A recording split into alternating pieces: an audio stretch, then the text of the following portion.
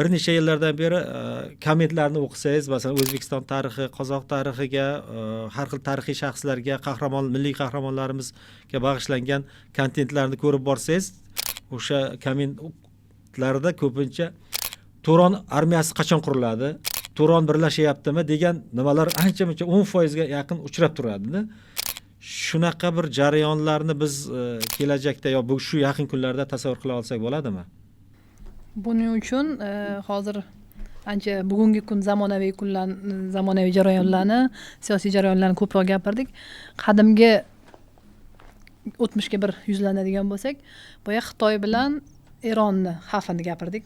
Asosan Xitoyda agar dalillar bilan gapiradigan bo'lsak, masalan, Xun imperatorlari bor. Xun shanyulari, o'sha Xun shanyusi janub va shimolga bo'linganda o'zaro ichki nizolar kelib chiqib, ularni shimoliy Xun shanyusi bu yoqqacha, ya'ni biz hozirgi Markaziy Osiyo hududigacha qochib keladi va bu yerdagi bir qancha qabilalarni, elatlarni o'zini qo'lini ostida birlashtirib kuchaya boshlaydi.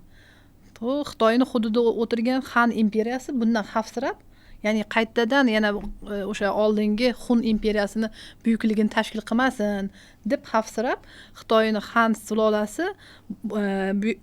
sulolasi mana shu Xun shanyusini o'ldirish uchun bu yerga qo'shin yuboradi qaytadan.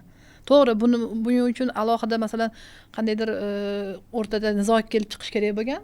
Ya'ni Xun shanyusi bilan Han sulolasining o'rtasida bitta elchini o'ldirtirgani uchun jang boshlash uchun bahona topilgan. Va Xunlarni hukmdori o'zini mudofaa qilish uchun hozirgi Qozog'iston hududidagi Talas daryosi bo'yida shahar qurdiradi. Va bu shahar 2 yil davomida tezda qurilib, bitkazilib, o'sha joyda o'zini mudofaa qilish uchun, ya'ni biladiki, baribir Han sulolasidan bir dunyo o'sha qo'shin kelib, bular bilan teng munosabatda yoki kuchlar teng bo'lmasligi mumkin deb qo'shin yuborilganda yutqizib qo'yadi.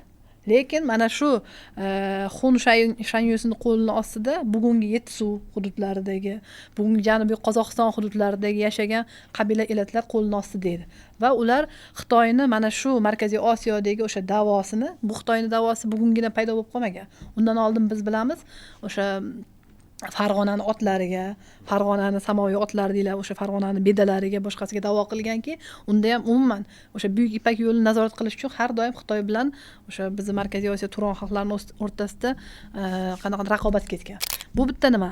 Aynan mana shu Talas daryosi bo'yida bo'lib o'tgan jangda Xitoyning qo'li baland keladi. Xanliklarni va Xunlar o'sha Han saltanati bilan birga, usullar bilan birga yengiladi.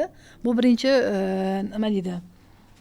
Xitoyni Chinliklarning g'arbga bo'lgan, ya'ni Markaziy Osiyo Turonga bo'lgan birinchi davosining bir eng yaqqol ko'ringan bir nimasi deb hisoblasa bo'ladi. Qarang.